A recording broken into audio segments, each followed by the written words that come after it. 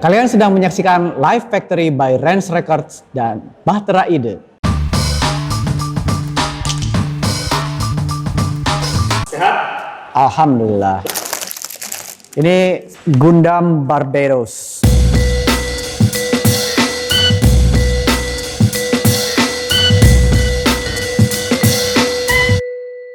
Yang seneng banget Gundam sih anak gua sih. Jadi tadinya gue menghindari banget nih Gundam, soalnya ini kan racun banget ya Gundam. Anak gue tuh sekarang sangat anak millennials banget lah. Anak masa kini yang gadget banget. Kan kalau bikin Gundam tuh ada step-stepnya, lo harus ngikutin dari step 1. Nggak bisa tuh langsung tiba-tiba step break. Langsung lompat step gitu nggak bisa. Jadi father and son time gitulah ceritanya. Jadi yang kadang-kadang gue bikin bareng sama dia, terus dia cerita. Soalnya kalau misalnya sehari-harinya dia udah sibuk dengan perkomputerannya, jadi udah gue kayak kehilangan momen aja sama dia. Kalau gue bikin Gundam ini, gue kayak wah ini momen gue nih bareng dia gitu. Kalau misalnya beli Gundam yang udah jadi ya nggak seru menurut gue. Tapi ya akhirnya jadi belanja mulu sih, cuman ya udahlah biarin lah. Toh guanya juga jadi senang sih. Masalah terbesarnya tuh hanya ketika udah jadi disimpan. Nah itu tuh biasanya masalah storage-nya. Berarti ini Gundam lu mulai koleksi dari kapan ini? Sekitar waktu dia umur 7 kayaknya. Terus waktu itu sahabat baik gue yang pertama ngasih Gundam ke hadiah ulang tahun. Tadinya si ini nih, si RX-78 ini. Tadinya gue udah jangan mainin Gundam, ntar kebiasaan. Terus suatu hari kita ke Jepang, terus ke tempat Gundam base gitu. Ya udahlah beres. Odaiba itu pas lagi ada Gundam Unicorn Gundam. Jadi ya dari situ udah berantakan langsung sampai beli koper sendiri buat Gundam ya gitu-gitulah. Ya udahlah ya. Membasut lumayan banyak sih, cuman gue nggak ngitung sih karena akhirnya ya dia yang nyimpen, soalnya ada titik-titik akhirnya dia bantuin dong akhirnya gitu, walaupun nih aku beliin terus dia ngerjain, tapi pasti ada titik-titik yang aku nggak bisa nih bikin tangannya gitu. Ya udahlah akhirnya pasti gue ikut turun tangan dan fun juga sih buat gue. Tapi yang ini yang kita bawain belum punya dong? Ini belum punya, cuman emang ternyata ribet banget kata dia. Oh itu Barbados Pak, itu susah katanya. Oh ya oke. Jadi akan aku coba ini. Mudah-mudahan sih berhasil. Selain Gundam tuh ada gigiting apa lagi yang lo ini di rumah? Wah, gue parah sih kalau gue sebisa mungkin berhenti mengkoleksi, karena gue seneng banget kayak koleksi gitar lah, koleksi CD. Terakhir pas lagi pandemi ini jadi koleksi vinil. Oh itu hobi-hobi yang berbahaya sih. Racun ya? Racun banget, cuman investasi. Itu sebenarnya pembelaan sih. Sebenarnya kalau bini gue sih nggak pernah ngelarang-larang sih, selama itu jadi duit lagi kata dia. Ya cuman sadar diri aja sih, karena hobi ini tuh nggak murah juga. Gue lebih concern sih penempatannya sih ntarnya. Itu sih yang sangat masih jadi PR buat gue. Pernah rakit yang MG gitu? Pernah. RG? Pernah. RG belum. Kalau AMG udah, karena pengen nyobain aja. Itu tapi mau nangis dia. Kelar tadi MG? Kelar, cuman dia mau nangis banget ya. Berapa lama?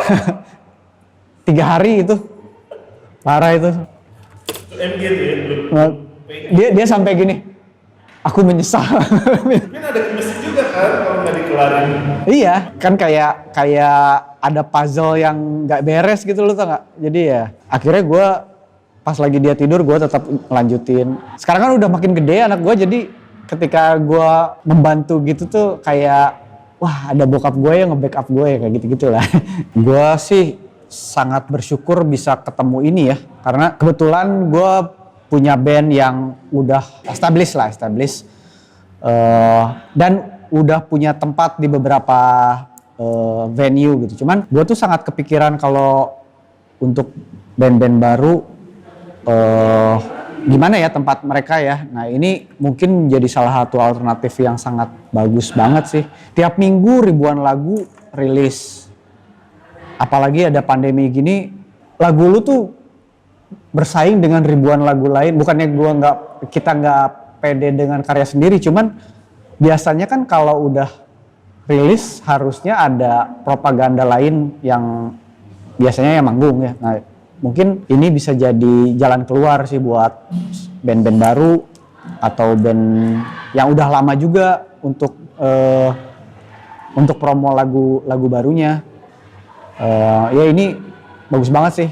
Saya sangat berterima kasih untuk Rans Record. Awalnya tuh waktu gelombang COVID pertama itu tuh, gue nggak ada kerjaan, jadi gue bikin lagu terus.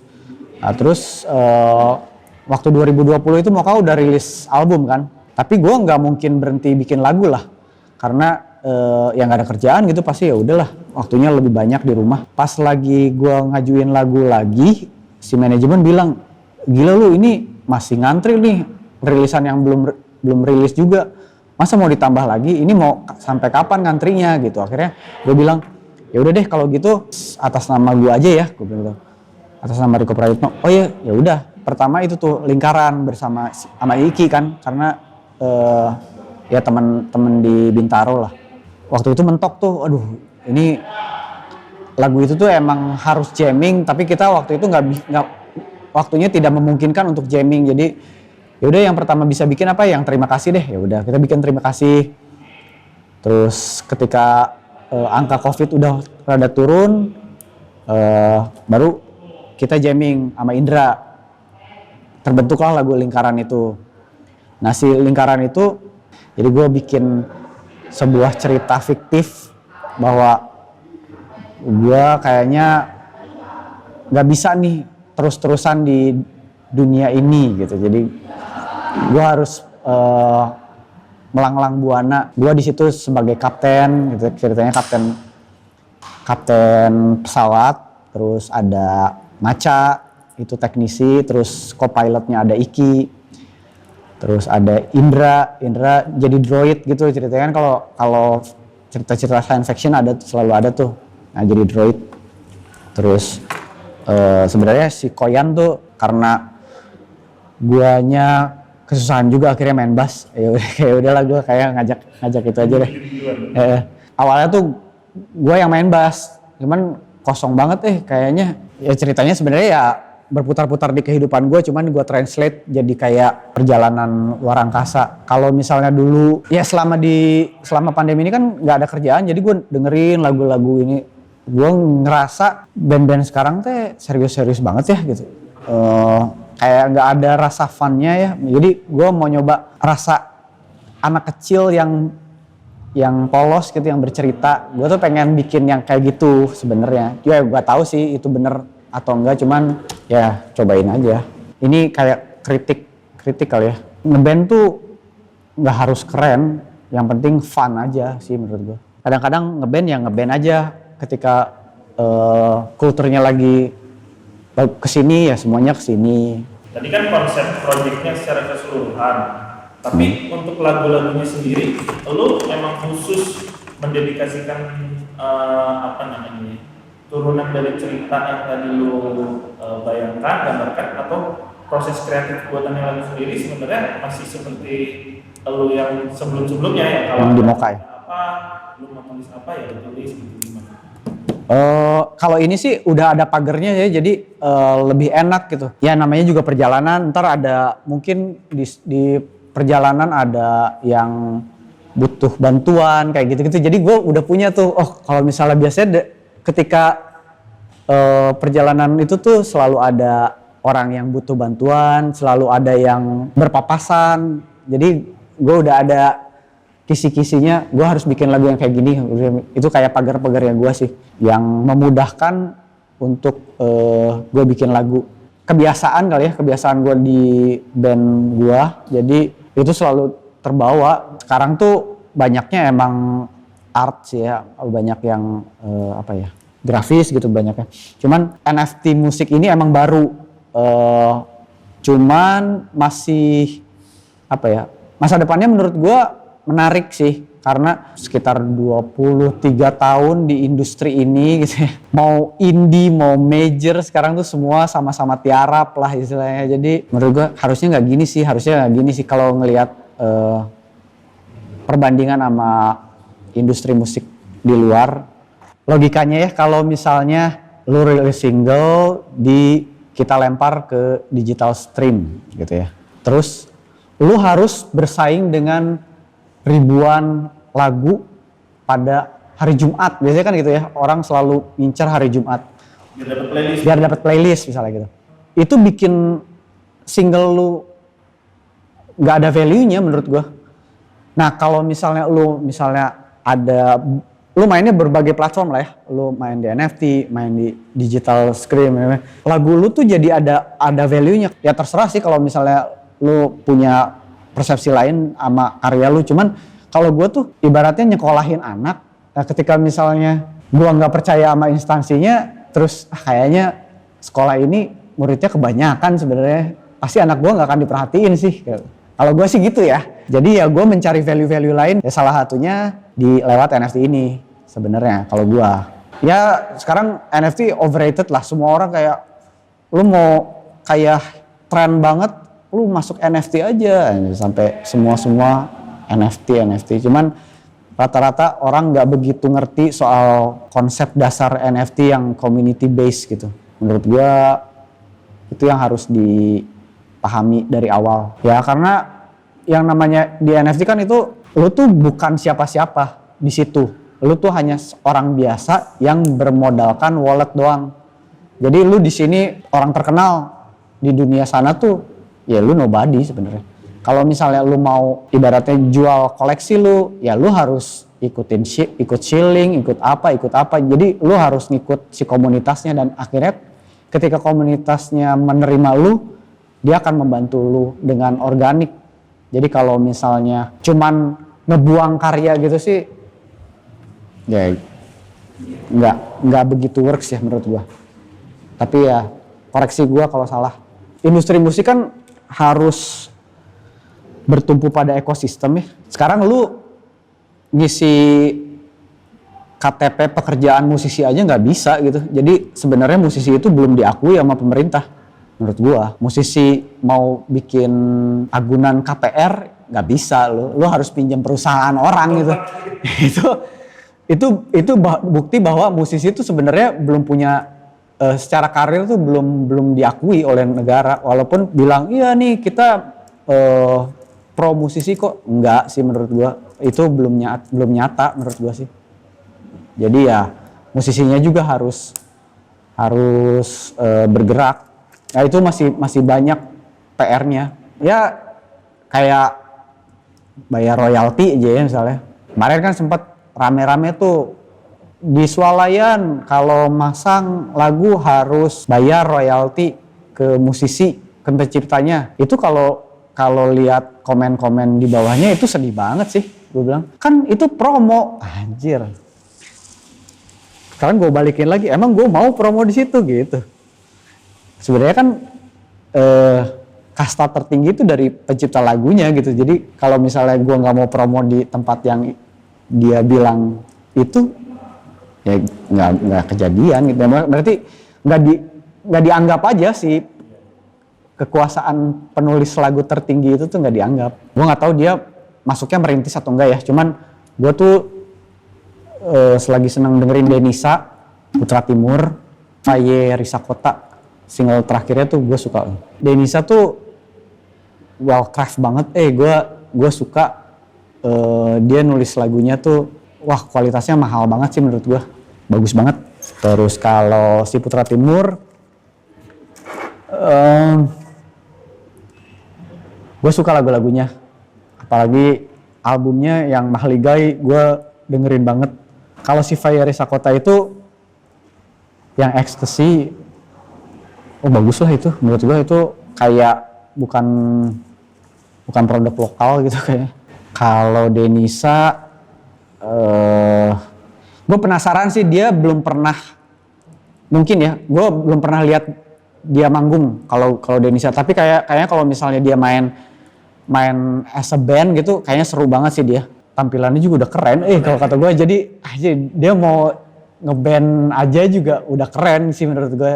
Iya penasaran sih kalau misalnya dia main full band tapi ya full band. Kalau si Putra Timur sih kalau misalnya di set sini ya mungkin ada daun-daun gitu. Jadi dia kan emang agak kayak era-eranya Chrisye gitu. Geng Pegangsaan, Eros Jarot. Jadi apa ya, rustic mungkin ya. Rustic oldies cuman lebih ke ukir-ukiran ya kayak gitu-gitulah. Sebenarnya dia 80s sih sebenarnya 80s. Musisi Indonesia 80s akhir-akhir tuh kayak Putra Timur menurut gue. Kayak geng-geng Pegangsaan itulah. Kalau si Faye itu dia pernah nyanyi lagu David Bowie yang Space Oddity. Anjir ini bagus banget Gue bayang kalau misalnya dia bisa jadi kayak Amy Winehouse gitu, Motown. Wah anjir itu pasti keren banget sih dia. Mudah-mudahan gue bisa berkenalan dengan Semoga anak Live Factory ada yang berkenalan lah. Ya. Sebelum mereka mau main kemari. Amin. Gue pengen banget. Terutama Denisa, gue pengen banget lihat live-nya. Gue kalau misalnya Denisa main sini, gue datang lagi ke sini. Kalau buat gue ya, kemarin itu pandemi itu emang sebenarnya sisi baiknya itu kita jadi ngerem diri sendiri. Jadi kita mulai berbenah tuh. Tadinya kan kita nggak peduli lah soal royalti, soal apa, kagak peduli lah gue. Yang penting gue lagi banyak manggung nih, ya udahlah kita manggung aja off air gitu. Tapi kan ternyata pandemi itu ngasih lihat kelemahan-kelemahan kita nih. Ini ada hal-hal yang lu harus beresin dulu. Nah mudah-mudahan sih pas lagi kita udah mulai lagi semuanya tuh udah berjalan dengan semestinya gitu. Pokoknya industri musik Indonesia itu akan berjalan baik dan sehat kalau misalnya ada musisi tua, kita tidak harus sumbangan. Ayo kita sumbang dia karena dia sakit, karena dia apa gitu. Nah itu tuh harusnya musisi Indonesia itu harus bisa hidup dari karyanya. Nah kalau sekarang sih menurut gue musisi Indonesia nggak akan bisa hidup dari karyanya kalau semua ekosistemnya tidak mendukung. Jadi kalau harapan gue sih ekosistemnya jalan, kita mengembrace teknologi. Perlu disadari bahwa kekayaan intelektual tuh bagian dari budaya bangsa gitu. Jadi lu oke lah secara finansial mungkin musisi itu tidak begitu menyumbang banyak untuk negara, cuman itu tuh bisa jadi ujung tombak yang tajam banget untuk kita menunjukkan budaya Indonesia sih menurut gua. Nggak harus lu melalui tarian-tarian tradisional gitu. Gue sendiri pernah waktu itu main di salah satu festival di Okinawa, Shimoka. Gue main di Okinawa dalam rangka festival di Jepangnya itu dalam rangka penggalangan tsunami gitu. Jadi waktu gue masuk ke websitenya diterangin tuh ini band Moka itu dari Indonesia. Indonesia itu ada petanya, ada makanannya. Makanan mereka tuh ini. Jadi dari situ gue jadi bangga juga nih membawa nama Indonesia gitu. Senang aja sih. Ibaratnya kita membawa nama Indonesia. Pas lagi kita main juga yang semua apresiasi. Wah ada ya band yang kayak gini ya. Oke, udah nyampe mana sih? baru badannya. Ini baru jadi segini karena biasanya gue 2 atau 3 jam lah mau beresin Gundam ini. Gue bawa pulang ke rumah dulu ya. Dan ini bisa gue kerjain bareng anak gue.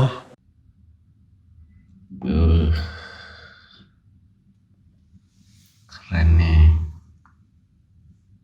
Jadi juga nih akhirnya.